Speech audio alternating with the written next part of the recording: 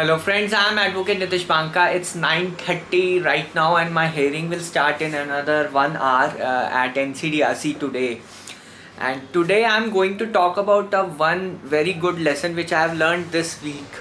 And this week was quite hectic. Lot of bail applications came in.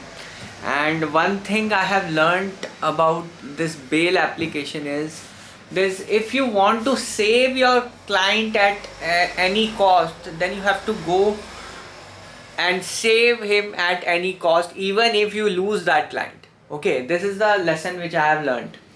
Now, how will you lose that client? How will you lose that client? That is the main question which is under consideration. That how, if you think about the benefit of the client, and ultimately you will lose that client.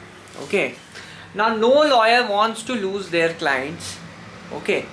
But this is the only way to save the client and get him some relief. If he doesn't follow that, then it's bad luck for him. But even if you lose that client, you will not have that guilt that you have not made efforts to save that client. So what are that efforts? What is that thing that will make you lose your clients?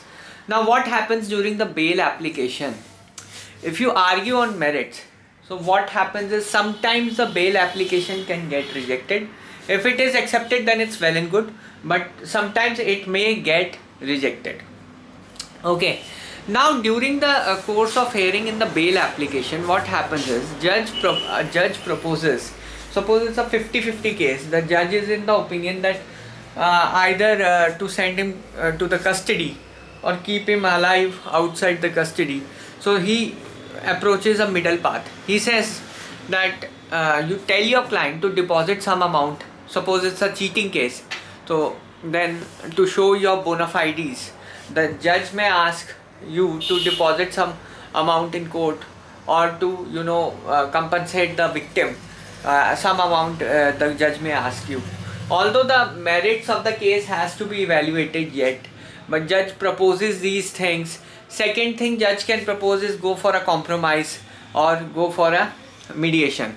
Now, what happens is that in fight between the two parties, you don't know the truth. The problem is this: okay, neither the judge knows, neither you knows. Now, but you are the beneficiaries. Your client is a beneficiary. So the judge asks you to deposit some amount which you have benefited into the court or to the other party or to the victim without prejudice. Obviously that has to be contested, and later you can take that amount with interest. If you deposit in court, suppose the decision is in your favor, or you get a discharge or a acquittal, then obviously you will get that money back by moving an appropriate application.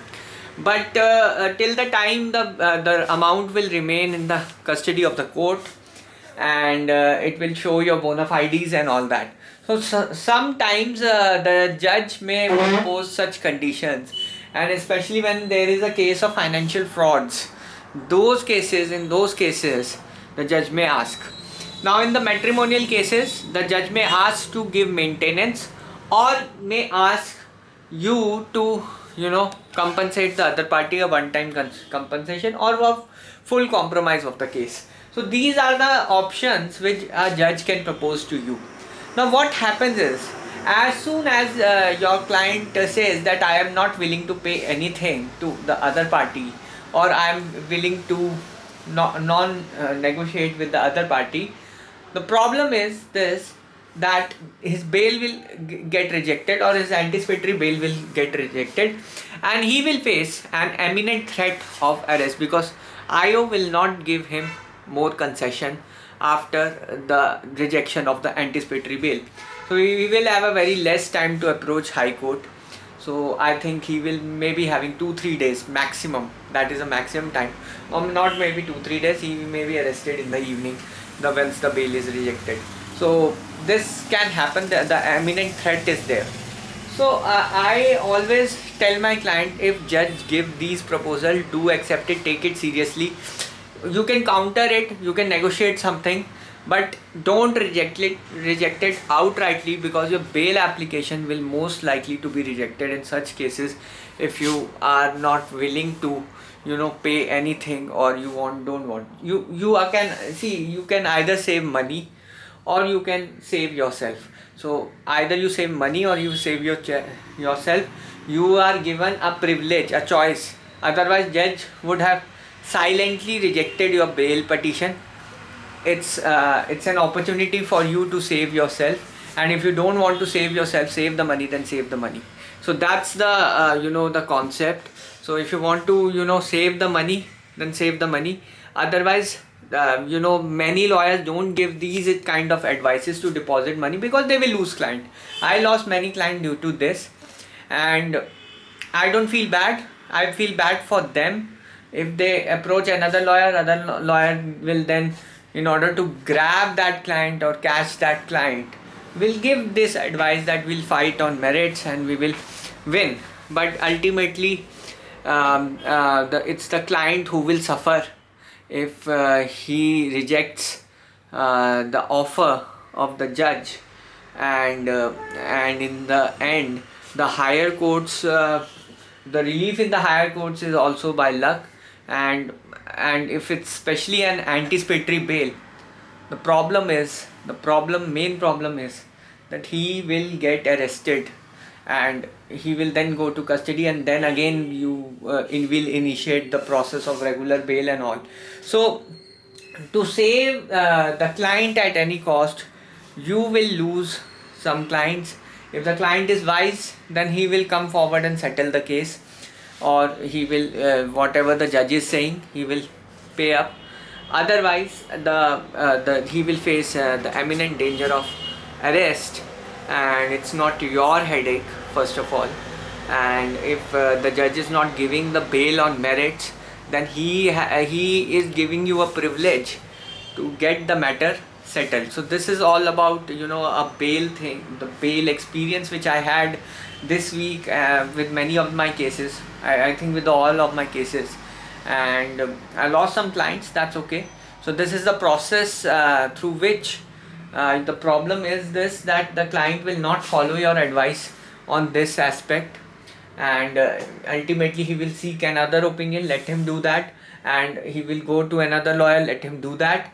So but in the end, you are trying the bitter medicine.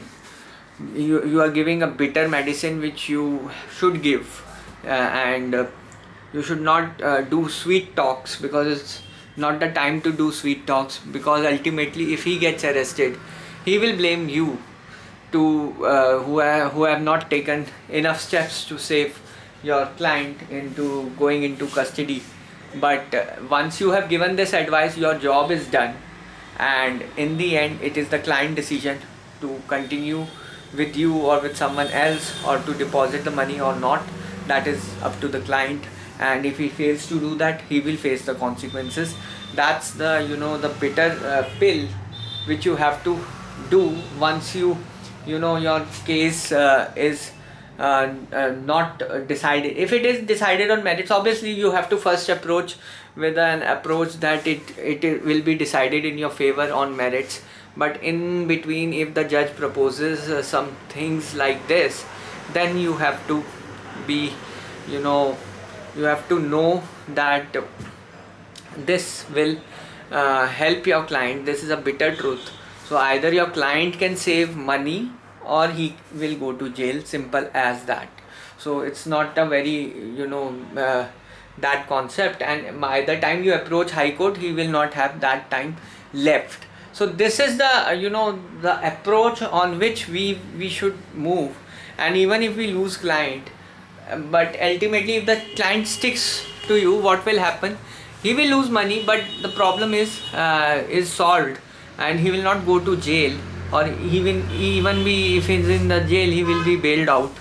If suppose rejects the bail in the session, you propose such proposition. If it's a financial fraud thing, I'm talking not about the murder or the rape cases, but I'm talking about the normal fraud, white collar crimes, then the proposition of depositing some amount should work with the judge as well as the other side also, and the possibility of the bail also increases.